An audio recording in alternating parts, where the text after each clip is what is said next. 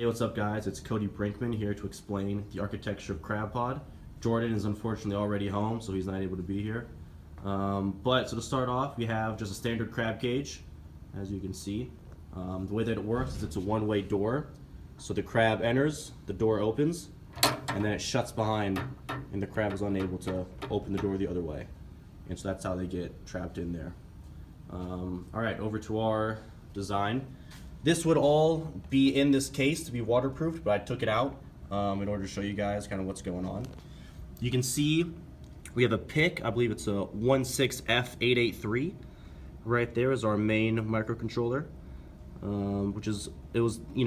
it's simple, and that's what we needed. We didn't need anything too fancy in order to count what we were doing, so we stuck with that.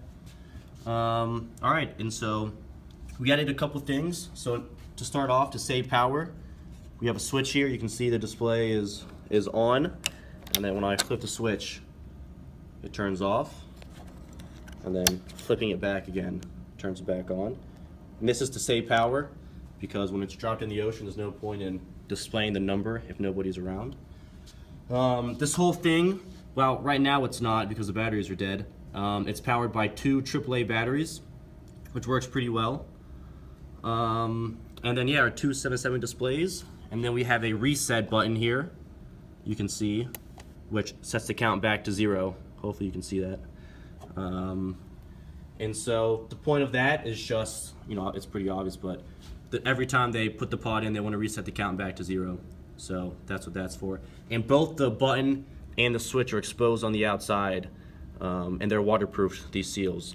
So that's good. And then the final thing is, you look at these 2 wires coming across.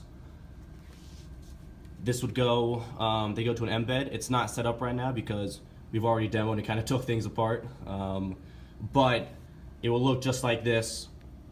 And then this Bluetooth module right here would send the signal out to a laptop or whatever device you have that has Bluetooth. And then it would send the count. And it resets along with that. It's pretty accurate, and it's pretty cool.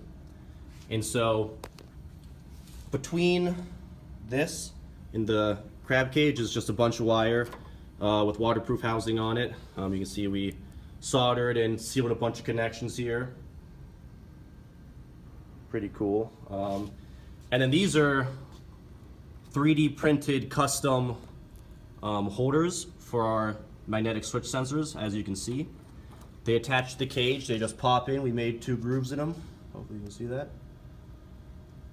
And then you can adjust the height by turning, tightening or loosening. It'll raise and lower the sensor. And then the way that this works is we have 2 sensors per door and the magnet right here. And so when the magnetic field gets close to a sensor, it's like a switch, and that's what we read. And so it goes high, this sensor up here, and it increments the counter. And then it must wait until it detects this sensor again before it counts. And this is to prevent a crab, may fidge a little bit as it's going in. And so that's to prevent that from counting a crab multiple times. Yep, and that's about it. And we'll have some videos after this giving you live demos of how all of this works. Number 2, you can see that this is fully submerged in the water. And then should I insert now? Yep. Okay, crab going in. All right. He's in. And if we go check our sensor, we're gonna have 1 on our crab count, and then the latest count on our Bluetooth is 1 crab right there.